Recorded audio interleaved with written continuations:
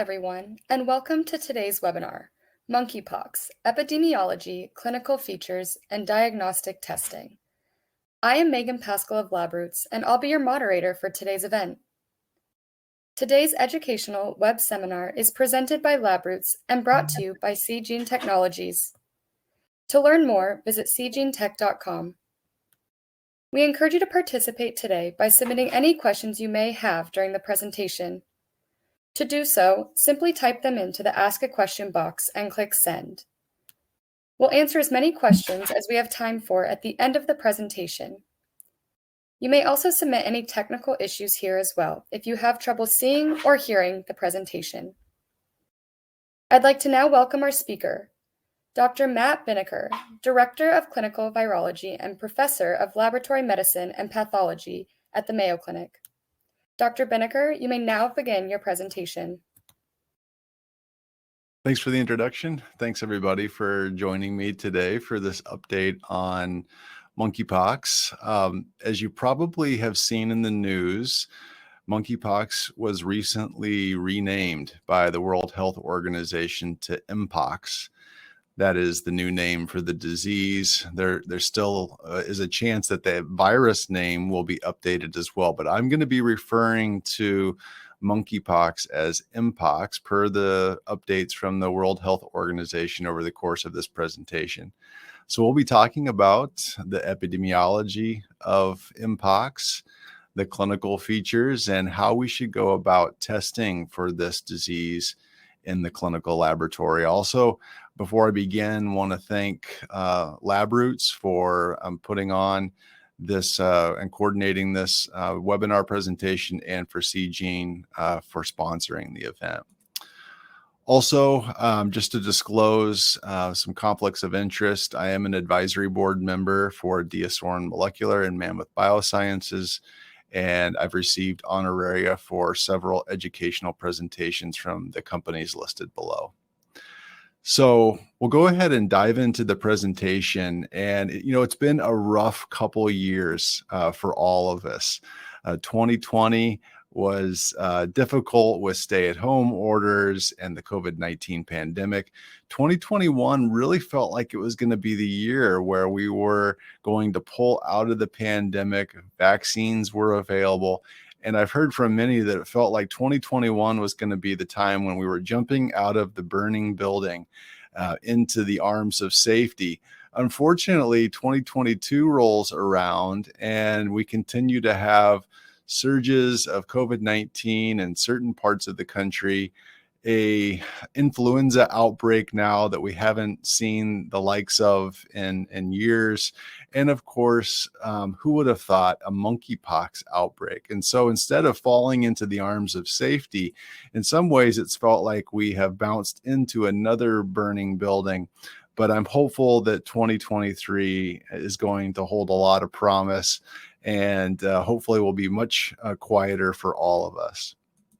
So the objectives for today's presentation is I'm going to walk you through some key epidemiologic features of mpox, and we'll try to highlight why the current outbreak of this viral infection is unique. It's not the first outbreak, but it definitely is unique as we contrast it with other outbreaks that have occurred over the past few decades.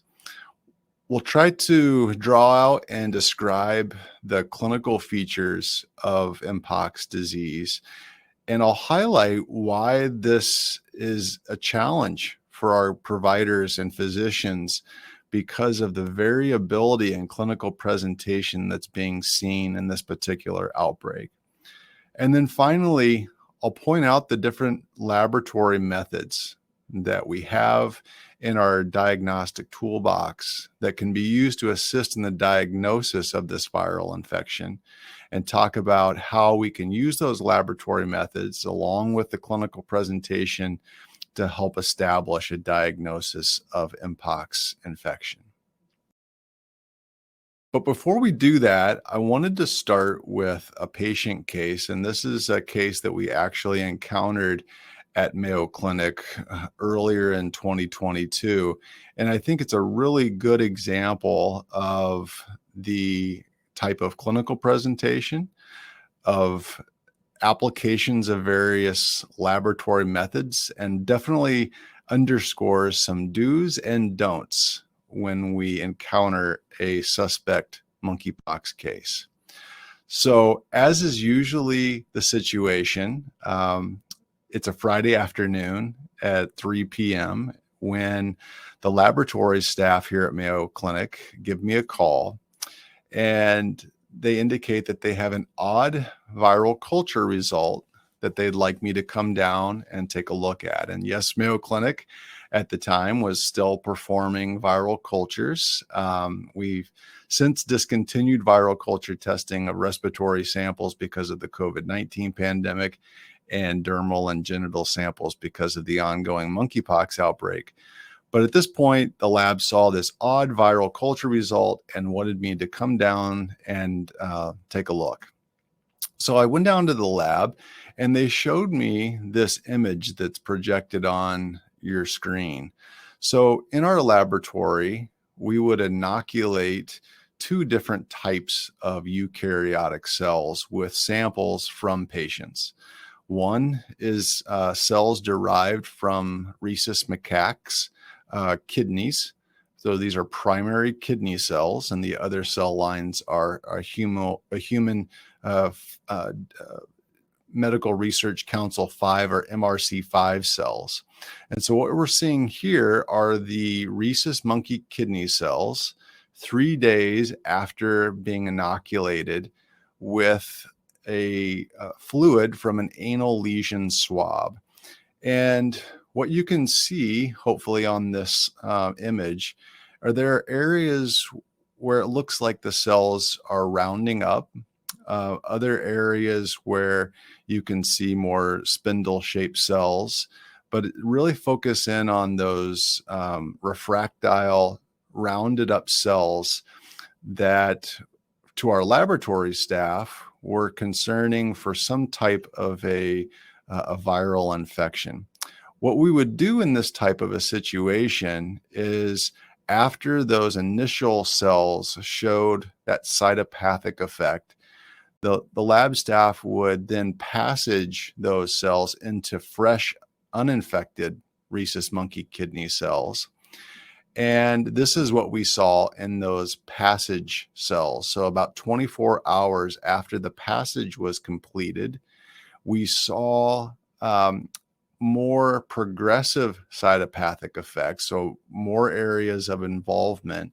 And you can see now at around the 7 o'clock position, a nice cluster of rounded refractile cells that are kind of grouped together. Another example about the 12 o'clock position. And this was definitely of concern for our laboratory staff. But you might be asking, why was this a concern? Why wouldn't this just be considered a normal viral culture finding? So this was a red flag for a few reasons. First and foremost, the cytopathic effect that I showed you actually resembled what we would see with another common viral infection called adenovirus. So when we see adenovirus grow in eukaryotic cells, the cytopathic effect that occurs is described often as grape-like clusters. And so if you remember back to the prior 2 slides, you could see how there were areas that could be described as clusters of grapes. However, the laboratory thought of this, and they did a quick direct immunofluorescence test on the viral culture for adenovirus, and that was negative. So that really ruled out adenovirus as the cause of what we were seeing. Second, we saw more rapid growth in those rhesus monkey kidney cells compared to the other cell line that we inoculated, which is those Medical Research Council 5 or MRC5 cells.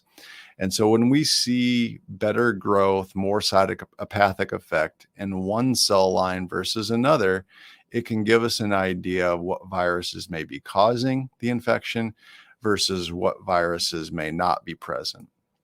And then finally, The specimen type that was sent to us, it was an anal lesion swab. And so when our laboratory receives certain sample types, they're able to put together a list of potential suspect viruses. And from a dermal genital lesion swab, we usually would grow herpes simplex virus. That's by far and away the most common virus that would grow from that type of a specimen. But if it would have been HSV, the cytopathic effect would have been as pronounced or probably more pronounced in the human cell line than in the rhesus monkey kidney cell line. So for those reasons, the laboratory flagged this as a bit abnormal and wanted me to come down, take a look, and provide some feedback. So after seeing the microscopy results, walking back to the office, I knew that I needed to get some additional information on this particular case to really be able to determine what the possible viral infections were in this instance. I was able to get that information pretty quickly, and the specimen had been sent to us from the state of Arizona. The patient is a 29-year-old male, HIV positive. And the clinical records indicated that this individual had a new sexual partner 2 weeks prior to the sample being collected. About a week after his last sexual encounter, he developed a pruritic pustular lesion on his inner thigh, and he also developed a headache and body aches. So when the patient's symptoms first began to appear, he was evaluated at a county health department sexually transmitted disease clinic. And at the STD clinic, the patient was tested for chlamydia, gonorrhea, and syphilis, all typical STDs that might be causing these types of symptoms. And the testing for those infections came back as negative. I mentioned that this patient was known to be positive for HIV, but at the time of presenting to the county health department STD clinic, his HIV viral load was undetectable. His CD4 count was marginally low, but not extremely low at 480 cells per cubic millimeter. And without a defined diagnosis, this individual was treated empirically with ceftriaxone, azithromycin, and penicillin. He was also started on valacyclovir for possible HSV infection. But the individual's symptoms didn't really improve over the following week. And because of that, he decided to present to his local emergency department. So when he was examined in the emergency department, he was found to be afebrile. He had normal vital signs, denied a sore throat, didn't have any neck stiffness, no nausea, vomiting. Notably, he did have a palpable right inguinal lymph node. So just file that away as interesting information that there was an enlarged lymph node in his groin. He also had this papular lesion on his inner thigh. He also had developed recently a raised anal lesion that was described as papular, and I'll show you that on the next slide. So here are the images that were taken in the emergency department. So on the left-hand side, you can see the remnants of this inner thigh lesion. Definitely not something that would stand out as significant, but because he had had this over the course of the last week, week and a half, it was photographed. More pronounced was the anal lesion, which had been present for only a few days, and you can see that on the right-hand side of this slide. So the physician in the emergency department felt like this was likely a diagnosis of molluscum contagiosum because of the umbilicated appearance of that anal lesion. So if you're not familiar with molluscum, here's an image of what molluscum contagiosum can appear as. So you can see why the emergency department physician might have thought that this was molluscum contagiosum, because you see that indented, umbilicated appearance of the lesion, as we saw on this patient's anal lesion. Now, what happened was that the physician requested a swab of that anal lesion be collected and that it be sent in for viral culture. And unfortunately, no other microbiology studies were ordered. No bacterial cultures, no molecular studies for other viral pathogens. And the patient was discharged from the emergency department and instructed to complete his 7-day course of valacyclovir. So you might imagine that as I'm gathering this information, I'm getting more and more concerned, because this is around July of 2022 as we're beginning to hear reports of increasing numbers of mpox infections in the United States. This is the right patient, the right clinical presentation, negative studies for other infectious diseases like chlamydia, gonorrhea, syphilis. And I'm really thinking this could be mpox. Now, interestingly, our laboratory had just finished validating a real-time PCR test to detect mpox virus just the day before. And so after reviewing the patient's medical records, I talked to the lab and said, why don't we go ahead and take this sample and have it tested by our mpox real-time PCR, just to be sure that it's not mpox. Well, 4 hours later, I got a knock on my door, and of course, the result was positive for mpox virus. So this was a case of mpox, and it's probably the first time in my career that the first actual clinical sample that's tested by a new assay turns out to be positive for the virus that we're looking for. But that's just how the last few years has gone. So we're going to talk more specifically about this virus and its epidemiology and the varied clinical presentation that we can see. So this is an enveloped virus, and it possesses a DNA genome. And you can see a really great image provided by my friend and colleague, Ryan Relic, on the right-hand side of what this virus looks like. It's a member of what's called the orthopox virus genus. And the orthopox virus genus consists of other viruses such as variola, or the causative agent of smallpox, as well as camelpox, cowpox, vaccinia virus. Mpox virus was first identified in the late 1950s during an outbreak of a pox-like illness among monkeys that were being used for research studies. And that's really how this virus got it the original name of monkeypox virus.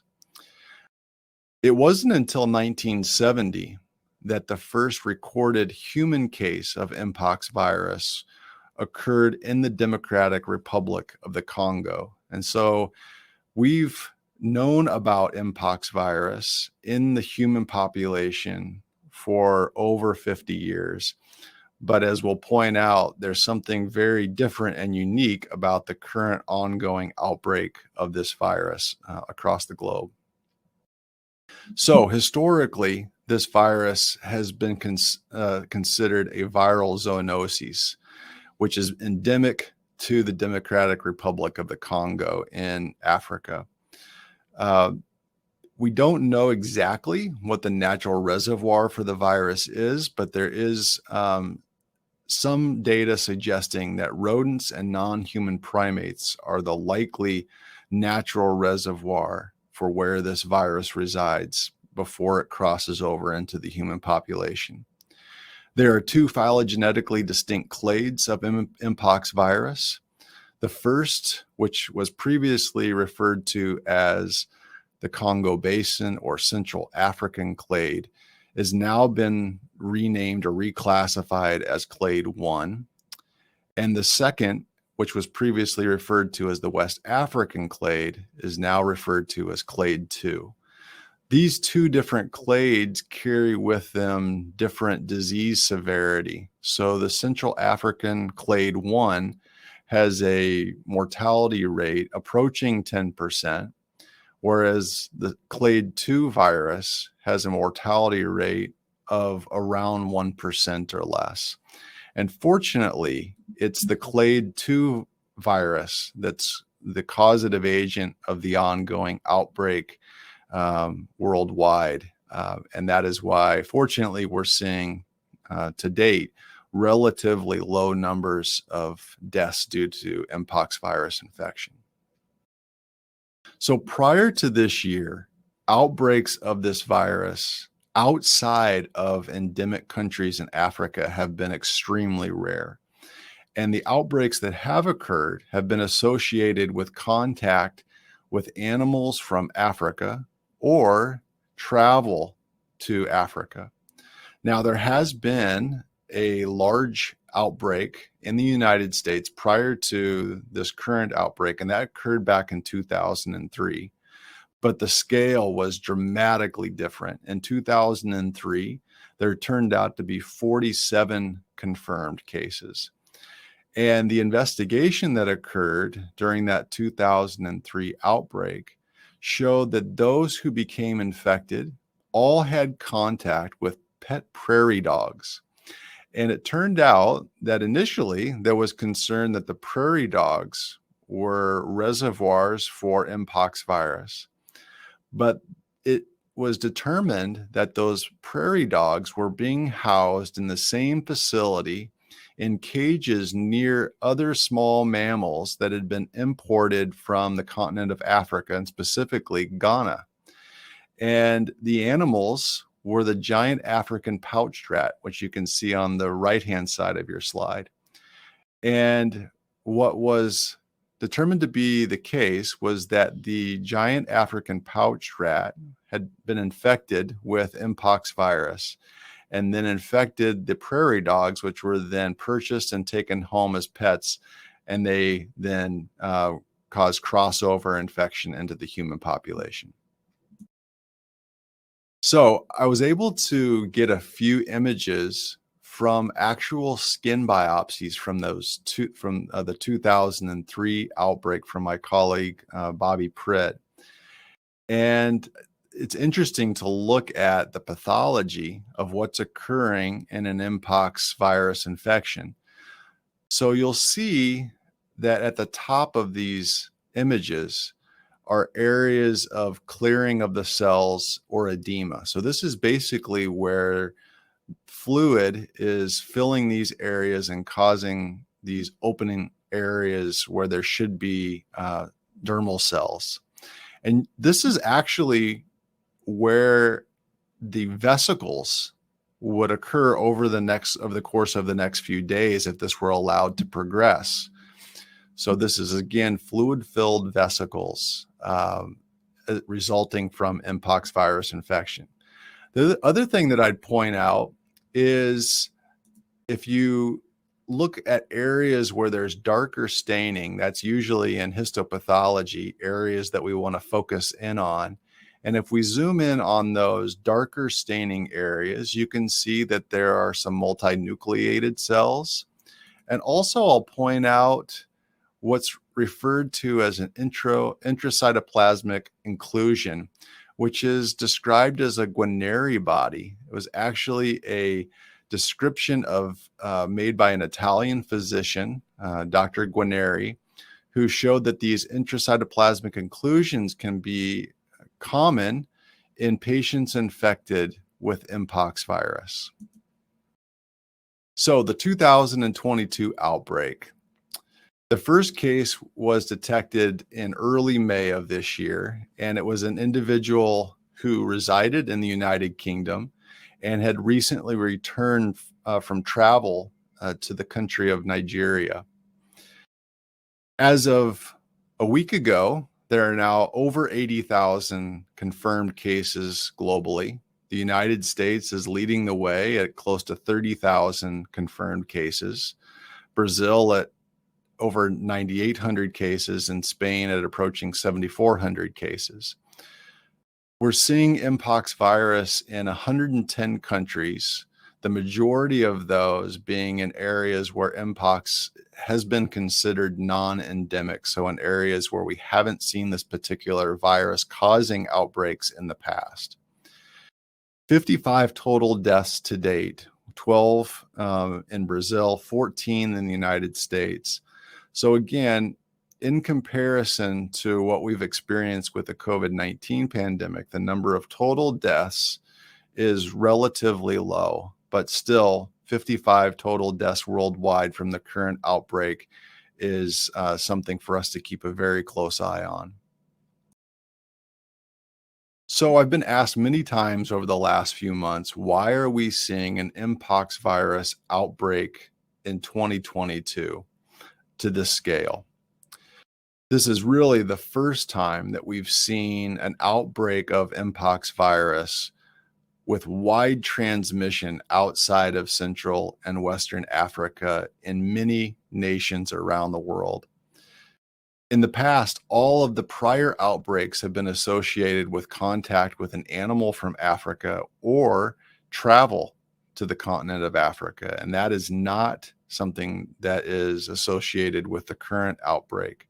The current outbreak actually is mainly associated with close, intimate contact resulting from person-to-person spread of the virus. And because of the scale of infections and the number of countries involved, the World Health Organization declared this a public health emergency on July 23rd of this year.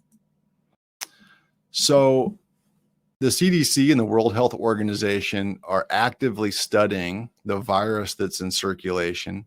And to date, there hasn't been results based on sequencing that would show that there's a significant genetic difference in the currently circulating strain that would account for an increased transmission rate or a reason why the outbreak is occurring now. In other words, there doesn't seem to be anything genetic about the virus, the current virus, that would explain why we're seeing an outbreak in 2022. There are some likely explanations. The first and foremost is the decreasing population level immunity to smallpox. So many of your parents, grandparents, great-grandparents were vaccinated against smallpox virus. And you'll remember that smallpox is a member of the orthopoxvirus genus. And there's cross-protection of smallpox with mpox. And so smallpox has been eradicated now. And so there's a decreasing number of people across the globe who are receiving smallpox vaccination. So we have declining levels of immunity to that virus and therefore declining levels of immunity, cross-protective immunity to mpox. We're also seeing today more global travel than ever before. So a virus in one corner of the world can reach any area across the globe in less than 24 hours. And the mode of transmission that we're seeing with this particular outbreak, along with personal behaviors, I think these are all contributing to this large worldwide outbreak of mpox virus. So in terms of different modes of transmission of the virus, we already pointed out that in past outbreaks, it usually resulted from direct contact with an infected animal. And in the continent of Africa, this is typically how an mpox virus outbreak initiates, is someone from a community comes in contact with an infected animal, and that can result then in crossover into the human population and typically controlled or small levels of transmission within the community. What we're seeing now, though, in this particular outbreak is large levels of person-to-person spread, primarily through direct contact with an infected lesion. And most, not all, but most cases in the current outbreak have resulted from sexual transmission. There are a few other routes of transmission that are possible. One that we've learned a lot about over the past few months is the possibility that the virus can be spread through contaminated fomites. And fomites are inanimate objects such as bedding, towels, unwashed clothing that if an uninfected person comes in contact with can actually cause a transmission event. And there's been a number of really nice studies now looking at detection of mpox virus on fomites. And these studies have shown that the virus can persist for weeks on porous material like towels and clothing. The virus can be recovered in cell culture. PCR studies have shown that the DNA from the virus can be detected for weeks.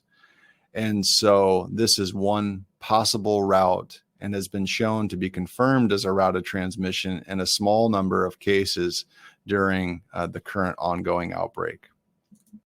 Finally, there's been some talk about whether mpox virus can be spread through the respiratory route. I'll just say it's a possibility.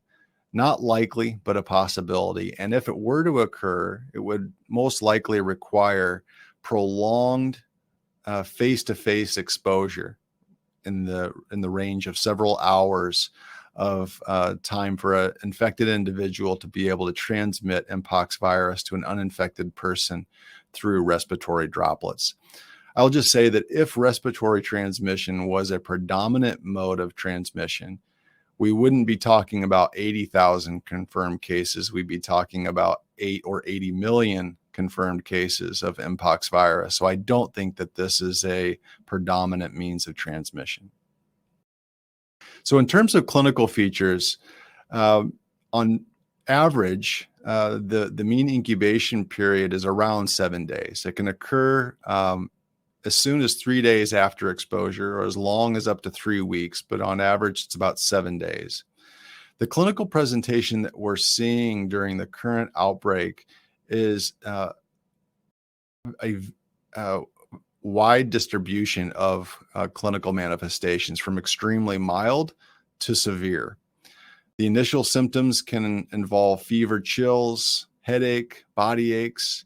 Usually a rash develops 1 to 3 days after an individual develops a fever.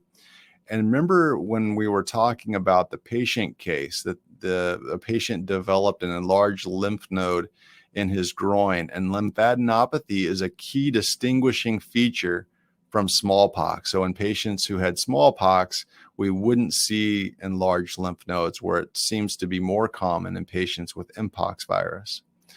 Now, a challenge associated with the current outbreak is that varied clinical presentation.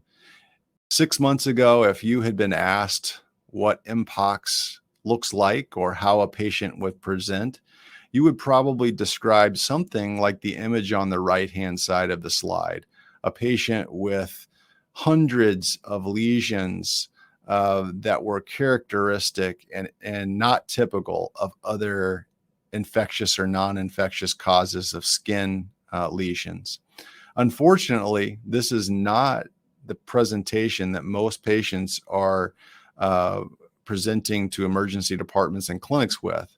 Instead, these are the types of lesions that patients are presenting with. You can see a wide distribution in the appearance of these lesions, from what looks like a pimple on the fourth image from the left, and then on the thumb on the far right-hand side, that may be similar to a lesion that might be found on a young child that has hand, foot, and mouth disease caused by Coxsackie virus.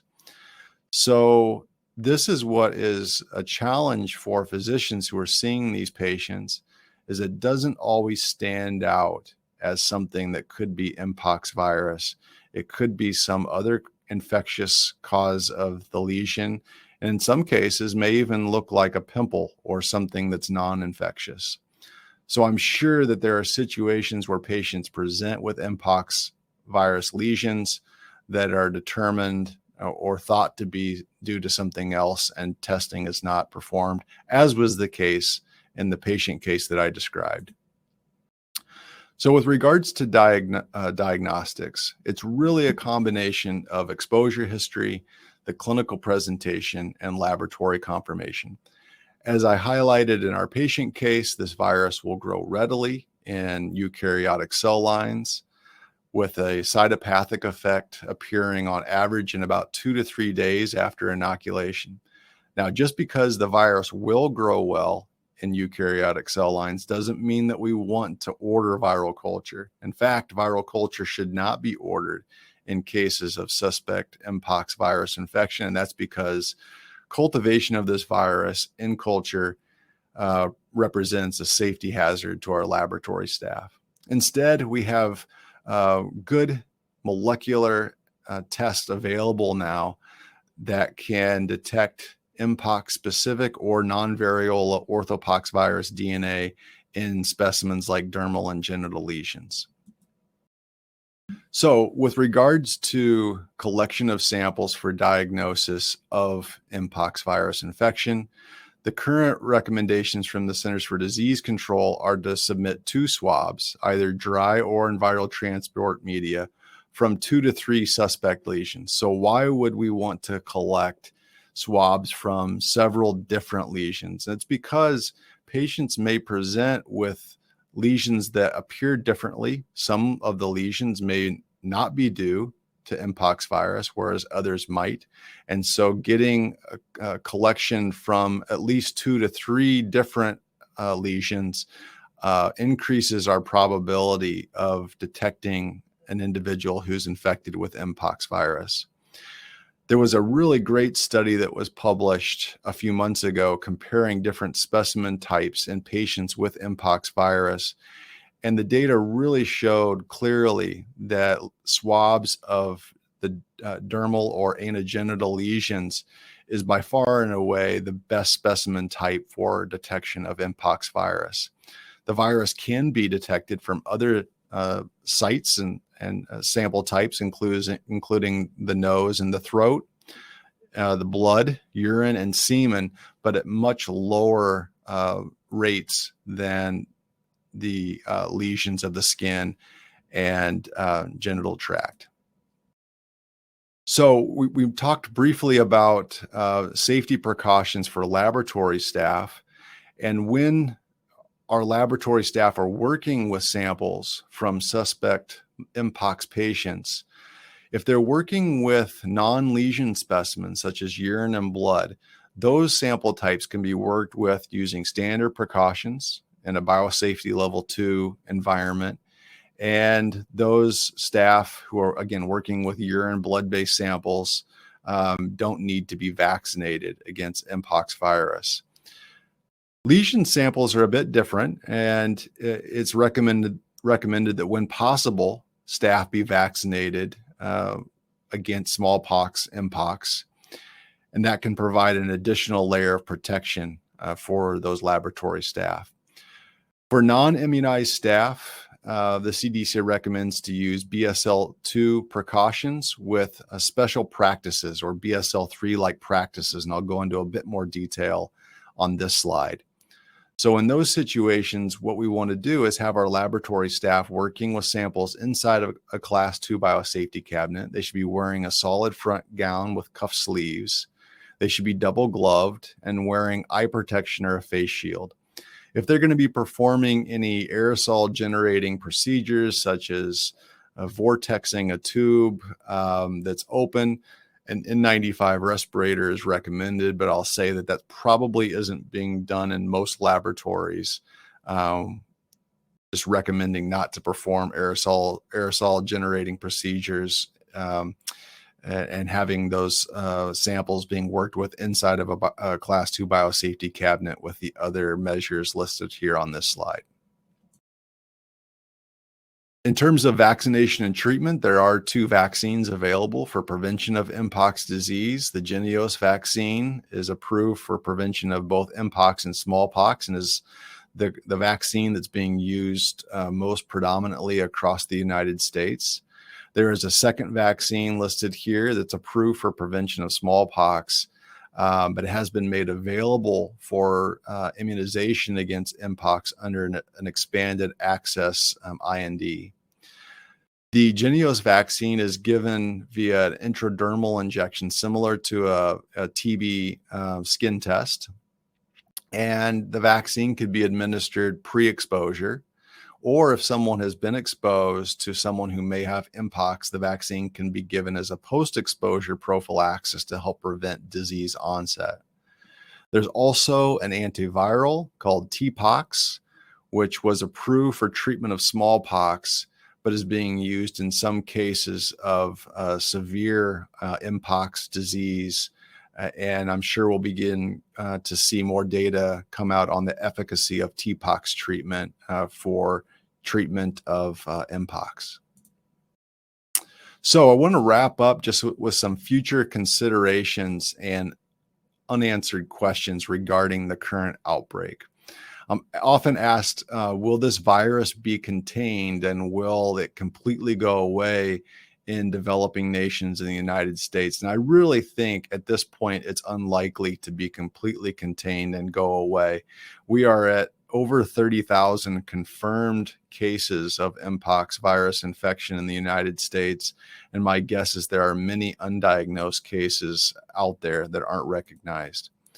Is it going to become an endemic disease? In other words, will we be detecting mpox virus in the population in the future? And I think that answer is likely.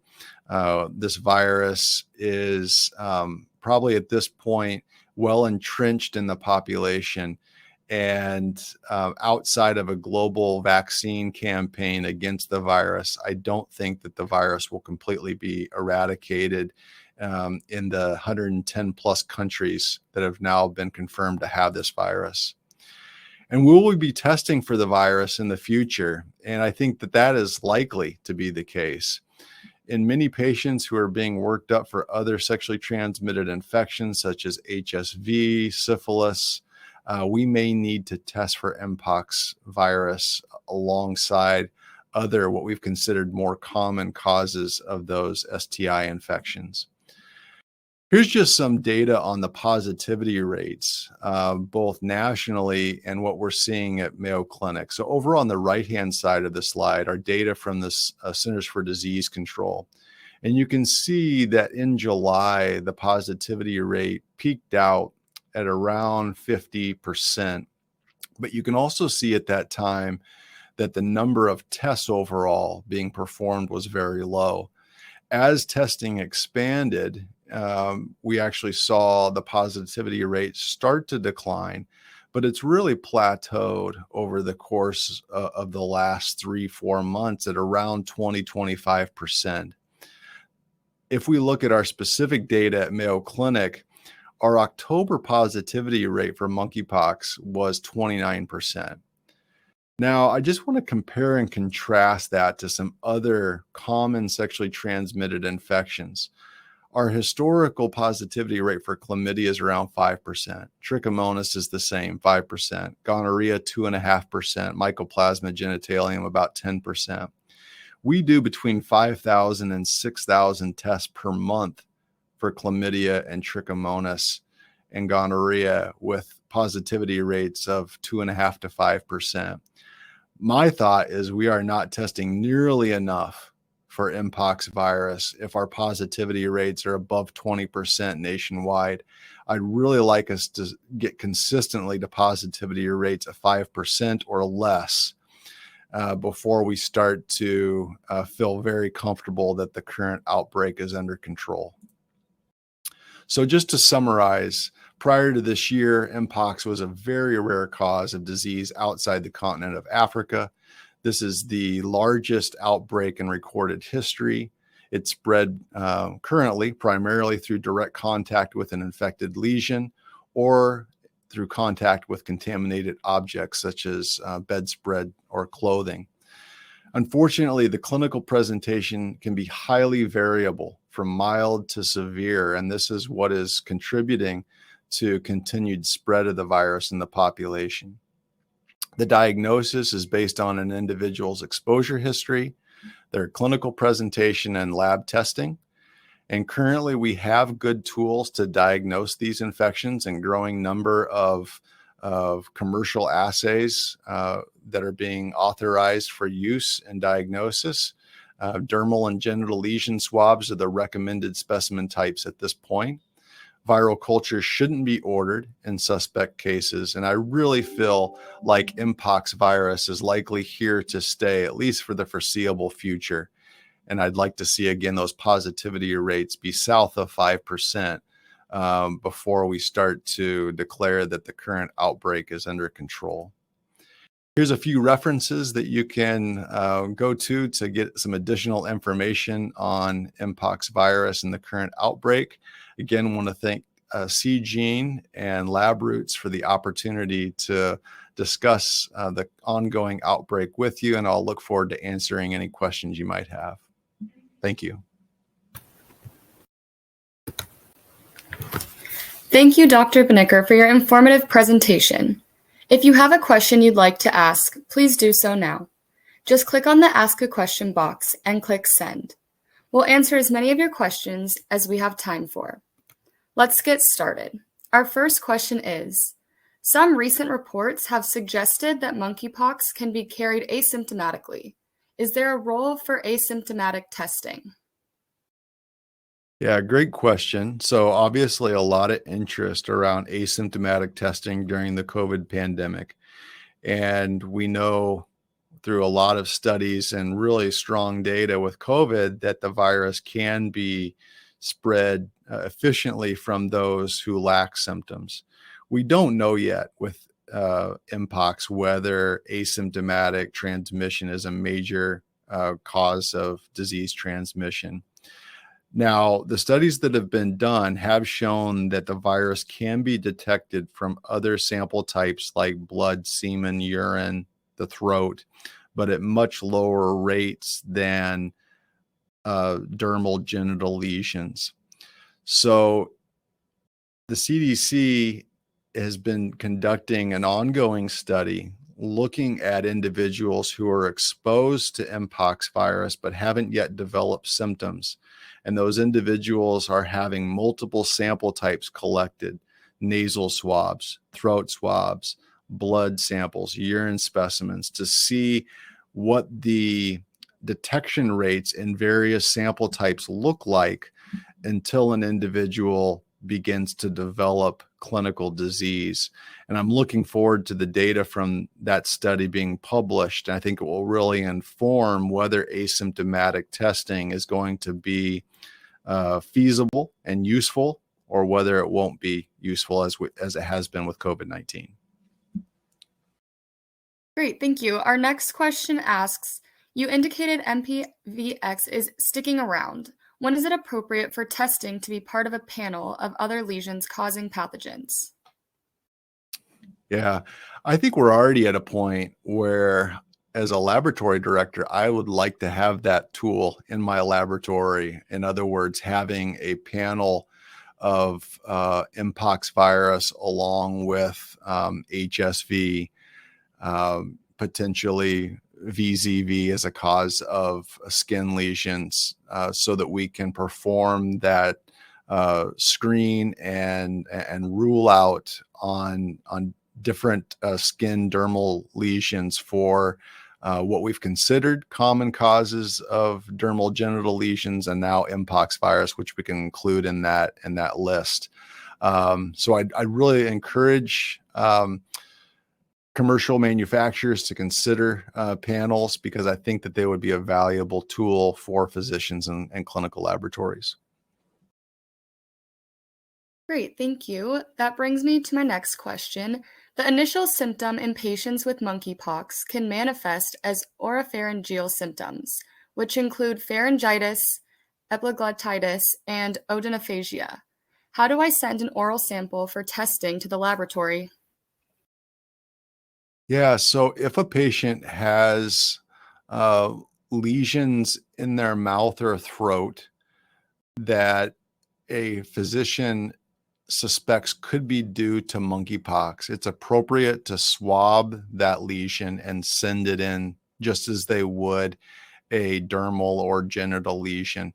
That's appropriate to collect, it's appropriate to test, because as was brought up in the question, patients can develop lesions in the mouth and throat, especially after receptive oral sex, being a means of transmitting mpox virus. So that would be the recommended testing approach. Great, thank you. Our next question is, would that be sexual transmission in general or rather between men? So this is an important issue to bring up and discuss. Although early on in the outbreak, many of the cases of mpox were in the men who have sex with men population. It is inaccurate to refer to this as a disease that is specific to that population, because we have seen mpox virus infections occurring in other populations as well. Anyone who comes in close contact with an infected lesion can contract the disease. It's even still a question of whether mpox virus should be categorized as a sexually transmitted disease or not. There are other routes that this virus can be transmitted by. We talked about contaminated fomites being a source of transmission. So while we know that this virus can be transmitted through close, intimate contact, including sexual contact, there are other routes that can result in the virus being transmitted. So that's why it's really important to be careful about the way that we talk about transmission routes with this particular infection. Thank you. Our next question is, do the latest smallpox and mpox vaccines cause blistering and scar formations like the old smallpox vaccines? Yeah, I think the answer to that is no, that we're not seeing the same type of blistering as we saw with patients, decades ago who were receiving smallpox vaccines.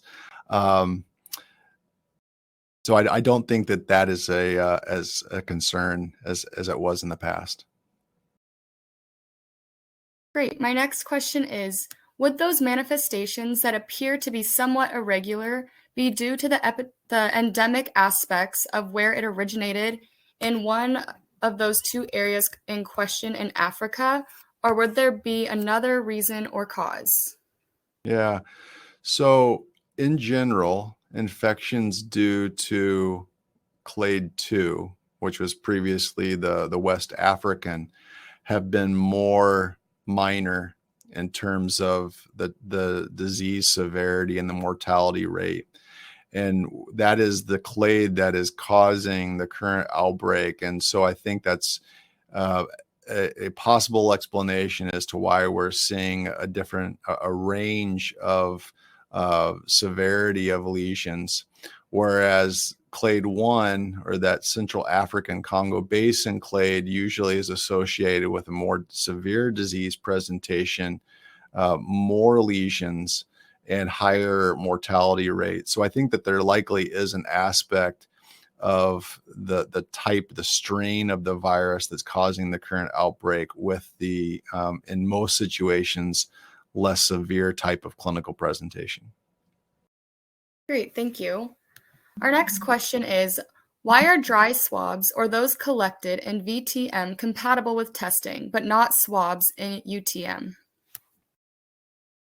That is a great question, and we've asked that to the CDC, and it comes down to the validation that the Centers for Disease Control performed, and they've specifically indicated to performing laboratories that dry swabs and swabs in viral transport media specifically are the ones that are approved, whereas swabs in universal transport media are not considered on label for the CDC test.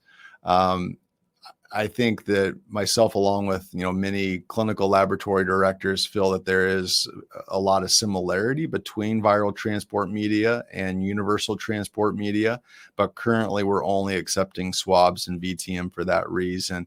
I think if a lab wants to perform some comparison studies and show that swabs and UTM is acceptable, that is a possibility with a bridging study. And if companies also want to develop and validate swabs in UTM now that there's the EUA process that opens it up for more flexibility with regards to the type of transport media that can be used.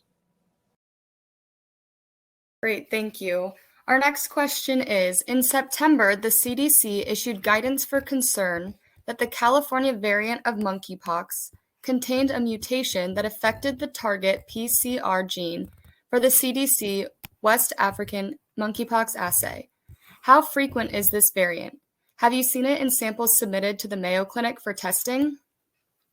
Yeah, I'm glad this question came up, and there have been a number of studies and a recent publication showing that there can be instances where the virus may have a deletion present that can render certain molecular tests as unable to detect that particular variant. I don't think that the frequency is high. And fortunately, the majority of testing that's been used to date has not been for specific clades where we're seeing this deletion issue cause more problems. But instead, most of the testing is being done at the genus level, which seems to, in some ways, sidestep the deletion issue.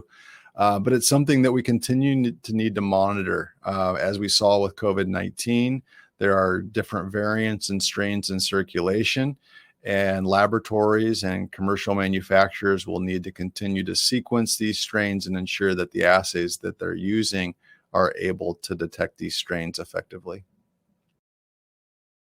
Great, thank you. And it looks like we have time for one more question today. And that question is, which type of swab is the most useful for mpox diagnosis? So if the question is to the exact type of swab, I would refer the participants to go to the CDC website if they're sending samples to a laboratory that's using the CDC test. The CDC outlines that there are certain types of swabs, like cotton swabs, that should not be used. But dermal and genital swabs are the preferred specimen type.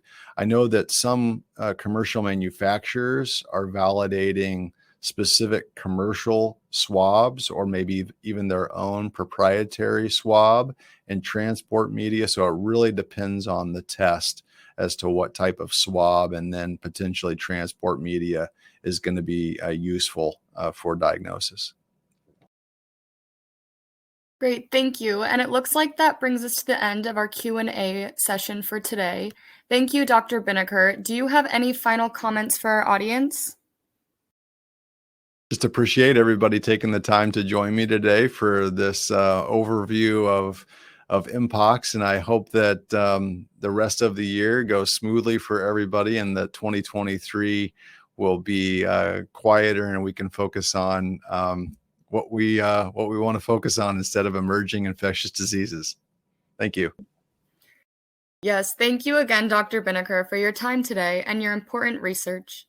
We would also like to thank LabRoots and our sponsor, Seegene Technologies, for underwriting today's educational webcast. Before we go, I'd like to thank the audience for joining us today and for their interesting questions. Questions we did not have time for today, and those submitted during the on-demand period, will be addressed by the speaker via the contact information you provided at the time of registration.